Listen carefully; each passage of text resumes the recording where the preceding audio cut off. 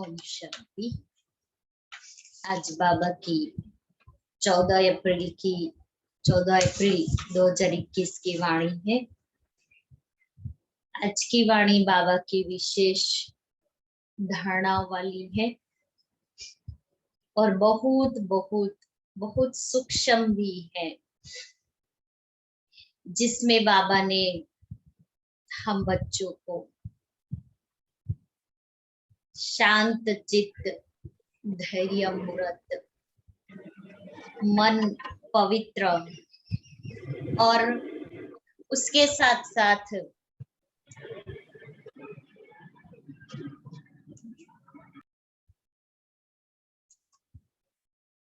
अंतर्मुखी स्थिति,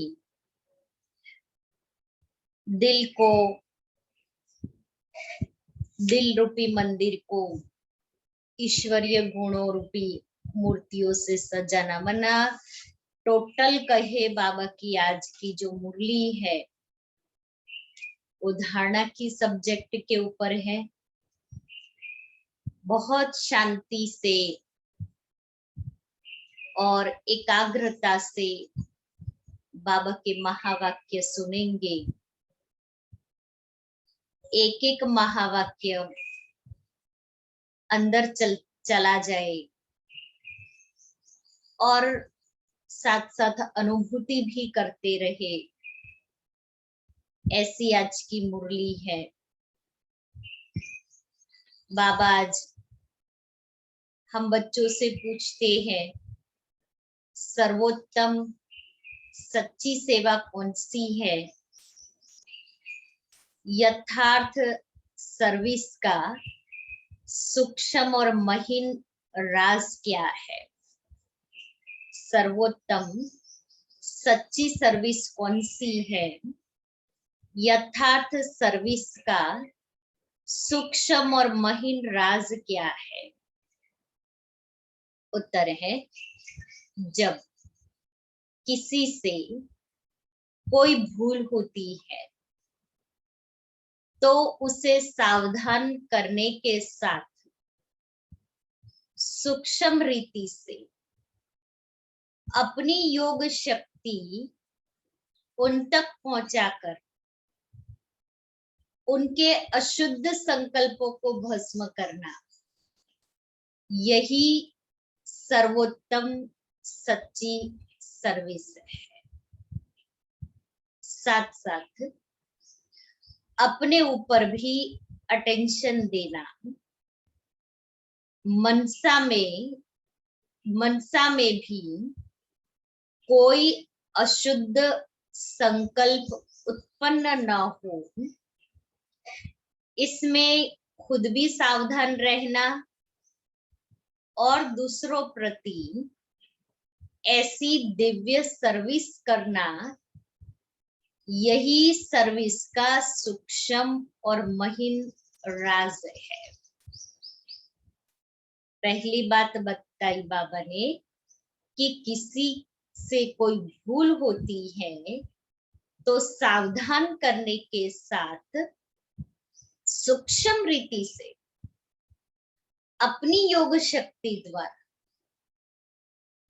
अपने शुद्ध संकल्पों को पहुंचा करके उसके अशुद्ध संकल्पों को भस्म करना, अर्थात हमारी योग शक्ति के वाइब्रेशन उस आत्मा को दो और उस आत्मा के अशुद्ध संकल्पों को भस्म करो।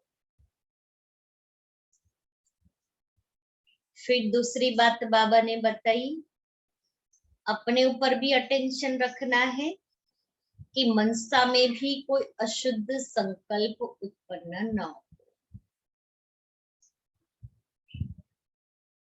तो ऐसी दूसरों प्रति दिव्य सर्विस करना, यही सर्विस का सूक्ष्म और महीन राज है। मीठे बच्चे अंतर्मुखी बन ज्ञान रूप अवस्था में रहकर इन महावाक्यों को धारण करो, तब अपना व अन्य आत्माओं का कल्याण कर सकेंगे। अपने मन व दिल रूपी मंदिर को ईश्वरीय गुणों रूपी मूर्तियों से सजाओ और पवित्र संकल्पों की खुशबू फैलाओ।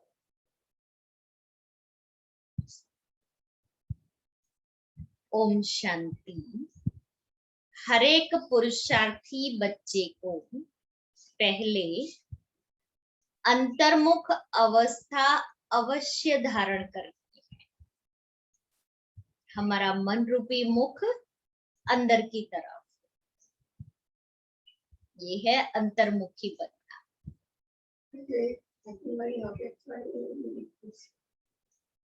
अंतर्मुखता में बड़ा ही कल्याण समाया हुआ है। इस अवस्था से ही अचल, स्थिर, धैर्यवत, निर्माण चित्त इत्यादि दैवी गुणों की धारणा हो सकती है तथा संपूर्ण ज्ञानमय अवस्था प्राप्त हो सकती है। अंतर्मुख अवस्था धारण करनी है। अंतर्मुख अवस्था में कल्याण समाया हुआ है। अगर अंतर्मुख अवस्था बनती है तो हम अचल रहेंगे, स्थिर रहेंगे, धैर्यवत, निर्माण चित्त, ये गुणों की धारणा है। अंतर्मुख न होने के कारण वह संपूर्ण ज्ञान रूप अवस्था नहीं प्राप्त होती, क्योंकि जो भी कुछ महावाक्य सम्मुख सुने जाते हैं, अगर उसे गहराई में जाकर ग्रहण नहीं करते, सिर्फ उन महावाक्यों को सुनकर रिपीट कर देते हैं, तो वह महावाक्य वाक्य हो जाते हैं। कि ज्ञान मुरली या बाबा की जो ज्ञान, बाबा जो ज्ञान देता है वो एक एक वाक्य महावाक्य है, लेकिन वो महावाक्य तभी बनेगा जब मैं उसको धारण करके प्रैक्टिकल स्वरूप बनूं। अगर स्वरूप नहीं बनेंगे तो वो कॉमन रिपीट कर लिया। आज बाबा ने बहुत अच्छी बात सुनी, आज बाबा ने धारणा वाली बात सुनी। आज तो बाबा की मुरली बड़ी स्ट्रॉन्ग, तो उसके लिए सारा दिन उस महावाक्यों पर मनन चिंतन अर्थात विचार सागर मंथन चलना चाहिए। दीदी पहले से संकल्प है कि आज की मुरली अघड़ी हसे। पहले से संकल्प आया कि आज की मुरली हाँ, बहुत हार्ड है। अघड़ी से। आज की मुरली तो बहुत अच्छी है दीदी, एक एक वाक्य में एकदम जबरदस्त बाबा ने राज बताया। इसीलिए इस मुरली को हम जितना पढ़ते पढ़ते अंदर जाएंगे, उतना वो महावाक्य के स्वरूप बन सकेंगे।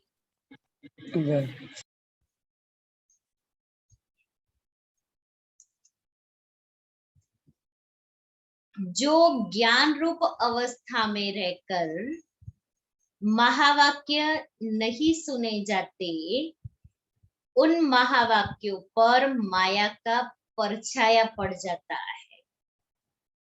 जो महावाक्य हम ज्ञान रूप अवस्था में रह करके नहीं सुनते, तो उस महावाक्य पर माया का परछाया पड़ जाता है, अर्थात वो महावाक्य बुद्धि से निकल जाता है।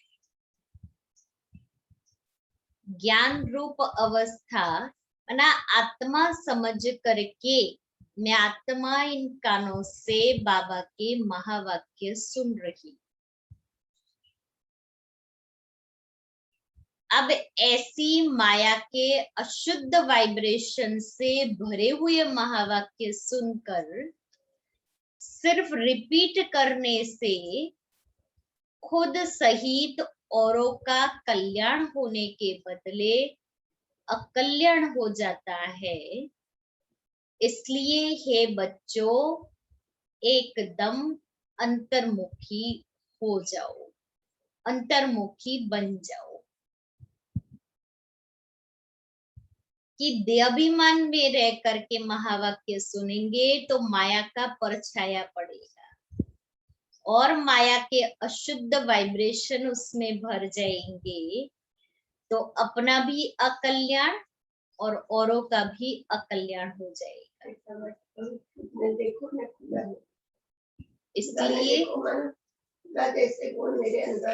इसलिए जो महावाक्य हम सुनते हैं वो एकाग्र चित्त हो करके, बुद्धि को स्थिर बना करके, आत्मा समझ करके वो महावाक्यों को सुनना। आपका यह मन मंदिर सदृश है, आपका यह मन मंदिर सदृश है। जैसे मंदिर से सदैव खुशबू आती है, ऐसे मन मंदिर जब पवित्र बनता है तो संकल्प भी पवित्र इमर्ज होते हैं।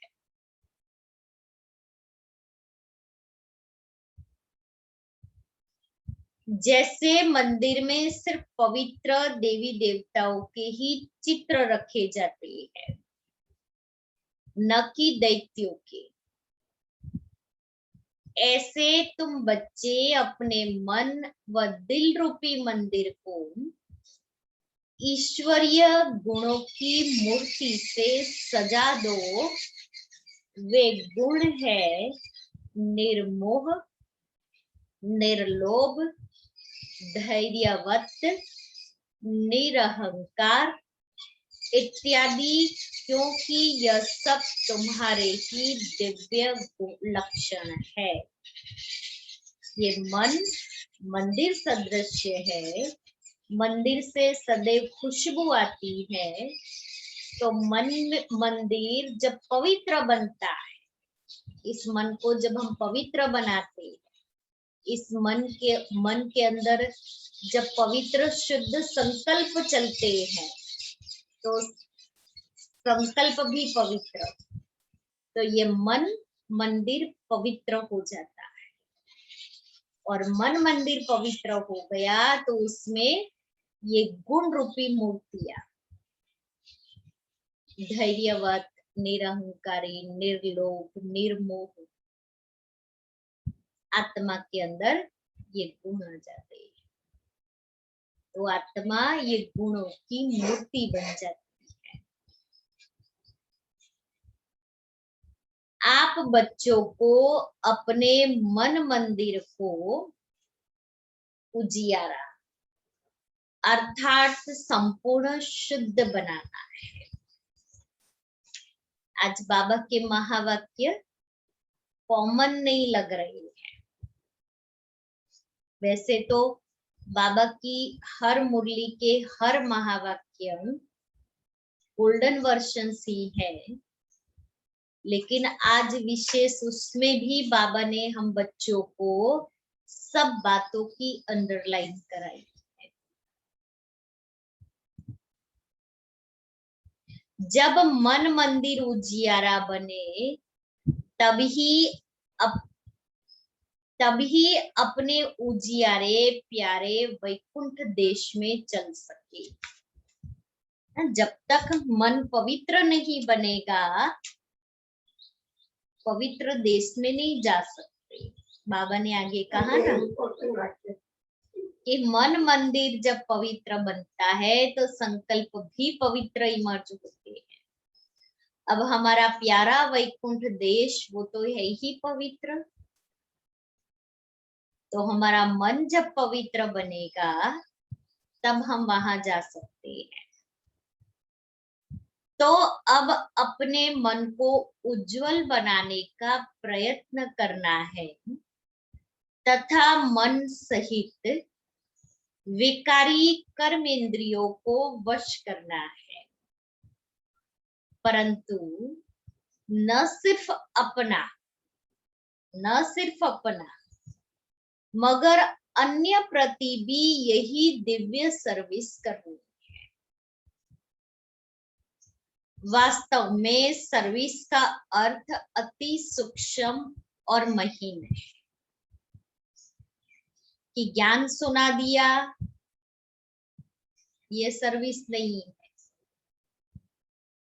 आज बाबा कहता ऐसा नहीं कि किसकी भूल पर सिर्फ सावधान करना इतने तक सर्विस है, कि किसी ने कोई भूल की और हम उसको अटेंशन दिलाएंगे, सावधान करेंगे कि देखो आपने ये किया है, थोड़ा भी ध्यान रखना, ये अच्छी बात नहीं है, इससे हमारा नुकसान होता है, मना सावधान किया, परंतु नहीं उनको सूक्ष्म रीति अपनी योग की शक्ति पहुंचाई, उनके अशुद्ध संकल्पों को भस्म कर देना, यही सर्वोत्तम सच्ची सर्विस है।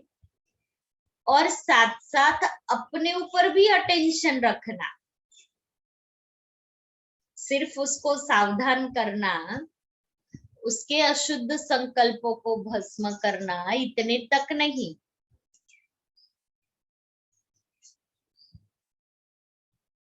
अपने पर भी अटेंशन रखना है। न सिर्फ वाचा अथवा कर्मणा तक मगर मनसा में भी कोई अशुद्ध संकल्प उत्पन्न होता है तो उनका वाइब्रेशन अन्य के पास जाए सूक्ष्म रीति अकल्याण करता है। जिसका बोझ खुद पर आता है और वही बोझ बंधन बन जाता है। इसलिए हे बच्चों, खुद सावधान रहो, फिर अन्य प्रति वही दिव्य सर्विस करो। यही आप सेवाधारी बच्चों का अलौकिक कर्तव्य है। कि ऐसे नहीं हमने सामने वाली आत्मा को सावधान कर दिया, सावधान करने के साथ साथ अपने योग की शक्ति से उस आत्मा के अंदर के अशुद्ध संकल्पों को भस्म करना और फिर अपने पर भी मनसा वाचा कर्मणा अटेंशन रखना। नहीं तो बाबा ने क्या कहा कि हमारा संकल्प अशुद्ध वाइब्रेशन सामने वाली आत्मा को पहुंचता है तो सूक्ष्म रीति अकल्याण के निमित्त बनते हैं। हमारा सूक्ष्म वाइब्रेशन, सूक्ष्म संकल्प का वाइब्रेशन उस आत्मा तक पहुंचा और उसका अकल्याण हुआ तो उसके निमित्त मैं बनी, तो वो मेरे पर बोझ बन करके बंधन मेरे लिए बन जाएगा।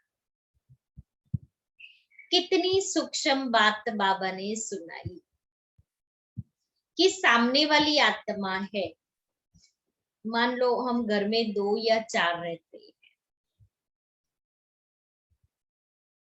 अब मैं सामने वाली आत्मा के लिए शुद्ध संकल्प करती हूँ, अपनी शक्ति, योग शक्ति द्वारा उसके संकल्पों को चेंज करती हूँ, लेकिन मेरा खुद के ऊपर अटेंशन नहीं है, तो मेरा अगर उस आत्मा के प्रति एक संकल्प भी उठा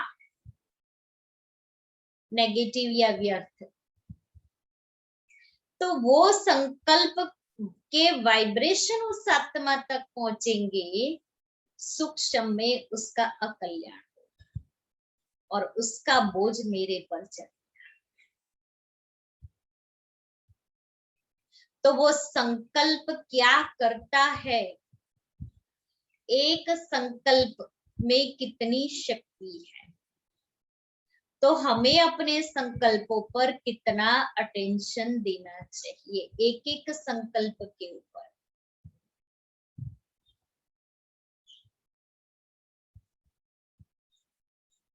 ऐसी सर्विस करने वालों को फिर अपने प्रति कोई भी सर्विस नहीं लेनी है। दूसरी बात आई बाबा, सामने वाली आत्मा की सर्विस करते खुद के ऊपर अटेंशन रखो, खुद के अशुद्ध संकल्प नहीं चले। अब दूसरी बात, ऐसी सर्विस करने वालों को फिर अपने प्रति कोई भी सर्विस नहीं लेनी है। भल कभी कोई अनायास भूल हो भी जाए तो उसे अपने बुद्धि योग बल से सदैव के लिए करेक्ट कर देना है।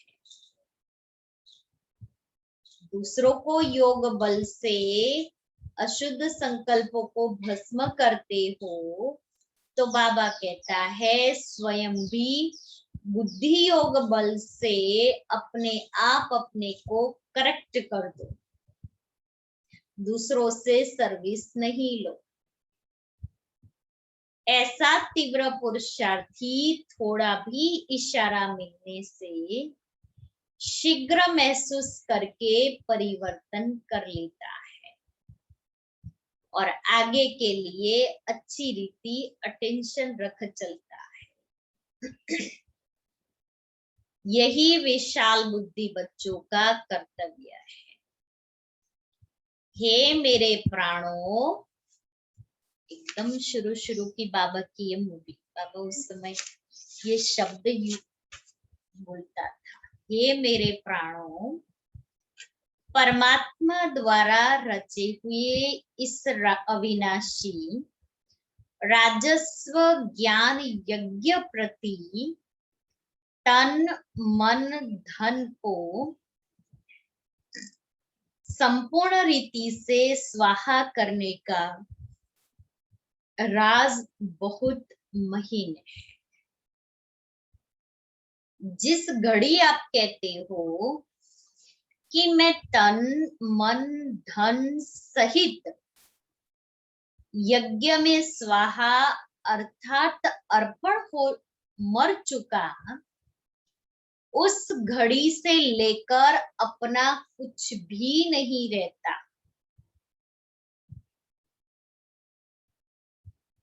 जिस घड़ी मैंने बाबा को कहा, बाबा ये तन मन धन सब तेरा, क्या लागे मेरा, उस घड़ी से बाबा ने कहा वो यज्ञ में स्वाहा हो गया, अर्पण हो मर चुका, तन से भी मन से भी धन से भी। उस घड़ी से लेकर अपना कुछ नहीं रहता।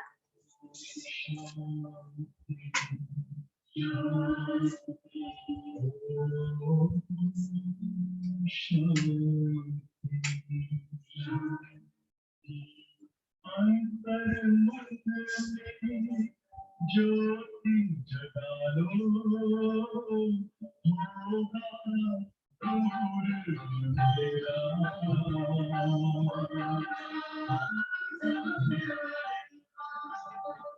शिव का कर दो ध्यान आ रहा, स्वागत तुम्हें मेरा।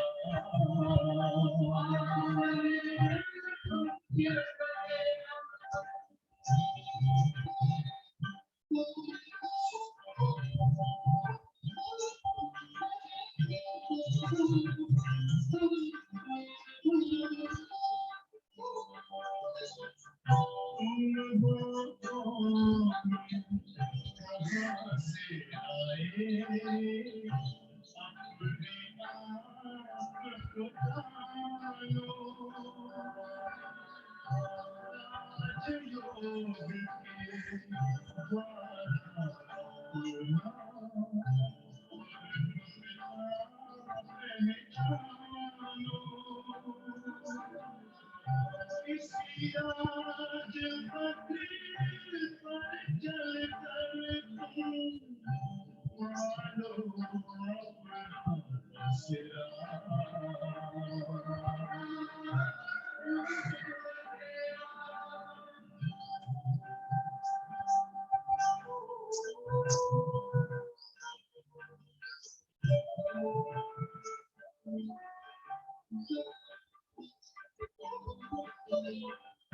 तुम हो तन से प्यारे, कुर्बान तो हमारे।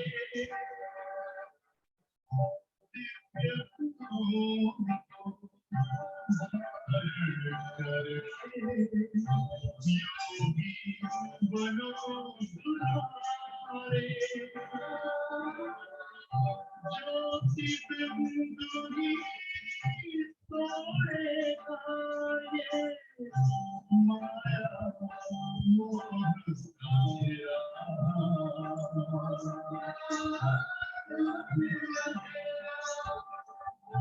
अंतर मन में ज्योति जगा लो, होगा ध्रुव तेरा।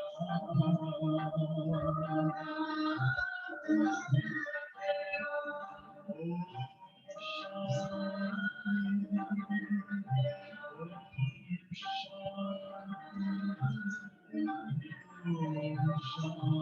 शांति।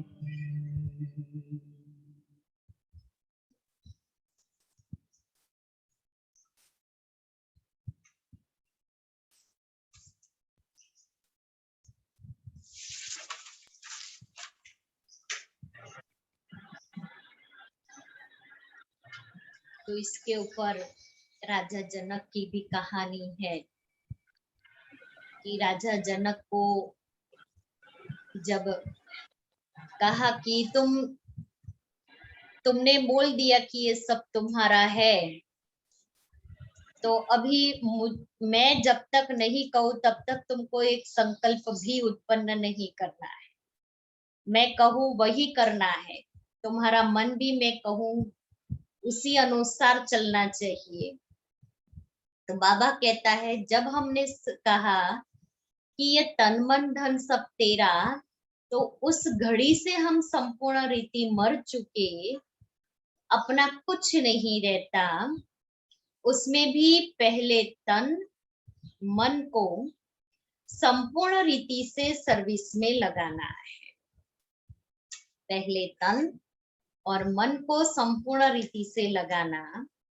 जब सब कुछ यज्ञ अथवा परमात्मा के प्रति है, तो फिर अपने प्रति कुछ नहीं रहता। तो अपने प्रति कुछ रह नहीं सकता। धन भी व्यर्थ नहीं गवा सकते। कि जब बाबा को मैंने बोल दिया कि बाबा ये तन मन धन सब तेरा, तो फिर धन भी हम बाबा को पूछे बिगर कहीं नहीं लगा सकते। धन भी व्यर्थ नहीं गवा सकते। मन भी अशुद्ध संकल्प विकल्प तरफ दौड़ नहीं सकता, क्योंकि परमात्मा को अर्पण कर दिया। तो जो चीज अर्पण कर दी फिर वो मेरी रहती है? नहीं रहती है ना। तो मैंने तन भी अर्पण कर दिया, मन भी अर्पण कर दिया, धन भी अर्पण कर दिया, तो फिर वो मेरा नहीं। फिर उसको बाबा जैसे चलाए।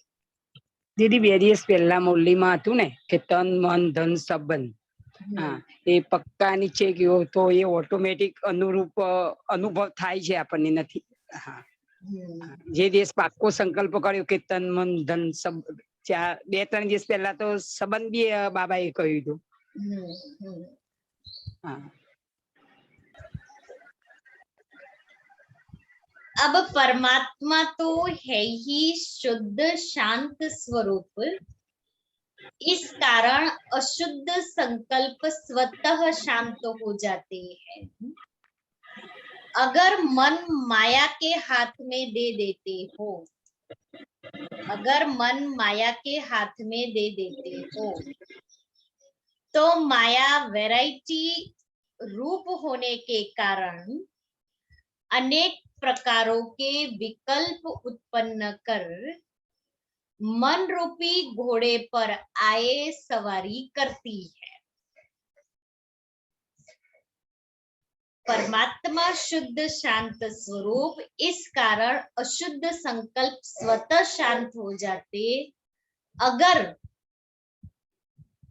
हम अपने मन को माया के हाथ में दे देते हैं, तो माया वैरायटी रूप होने के कारण अनेक प्रकार के विकल्प उत्पन्न कर लेती है और वो मन रूपी घोड़े पर अपना आधिपत्य जमा देती है। अगर किसी बच्चे को अभी तक भी संकल्प विकल्प आते हैं, तो समझना चाहिए कि अभी मन पूर्ण रीति से स्वाहा नहीं हुआ है, अर्थात ईश्वरीय मन नहीं बना है। इसलिए हे सर्वत्यागी बच्चों, इन गुह्य राजों को समझ कर्म करते साक्षी हो खुद को देख बहुत खबरदारी से चलना है। स्वयं गोपी वल्लभ, तुम अपने प्रिय गोप गोपियों को समझा रहे हैं कि तुम हरे का वास्तविक सच्चा प्रेम कौन सा है। आगे बाबा ने कहा ना, संकल्प विकल्प चलते हैं तो मैं समर्पित नहीं हुआ, पूर्ण रीति से मैं बाबा पर स्वाहा नहीं हुआ, मेरा ईश्वरीय मन नहीं बना है। तो ईश्वरीय मन बनाने के लिए बाबा ने कहा वास्तविक सच्चा प्रेम, जो निस्वार्थ प्रेम, जो हद से परे का, गोपी वल्लभ का गोप गोपियों से जो प्रेम था, या गोप गोपियों का गोपी वल्लभ से जो प्रेम था, जिसका भक्ति मार्ग में भी वर्णन किया है। सच्चा प्रेम कौन सा है? हे प्राणों, तुम्हें एक दो की प्रेम भरी सावधानी को स्वीकार करना है, क्योंकि जितना प्रिय फूल उतना ही श्रेष्ठ परवरिश। जैसे हम 2 या 4 रहते हैं, किसी ने कोई बात पर सावधानी दी, मैं प्यार से उसको स्वीकार करूं, एक्सेप्ट करूं। ऐसे नहीं आप मुझे कह रहे हो, आप अपने को तो देखो, आप में तो कितने अवगुण हैं। उन्होंने मुझे सावधानी दी, मैं उसको प्यार से स्वीकार करूं। फूल को वैल्यूएबल बनाने अर्थ माली को कांटों से निकालना ही पड़ता है। वैसे तुम्हें भी जब कोई सावधानी देता है तो समझना चाहिए जैसे कि उसने मेरी परवरिश की, अर्थात मेरी सर्विस की, कि मेरी वैल्यू को बढ़ाने के लिए, मुझे कांटों रूपी संग से बचाने के लिए सावधानी दी, तो मेरा कल्याण करने अर्थ उसने मुझे कहा, मेरी सर्विस की, मेरी परवरिश की, माना मेरी पालना की। उस सर्विस अथवा परवरिश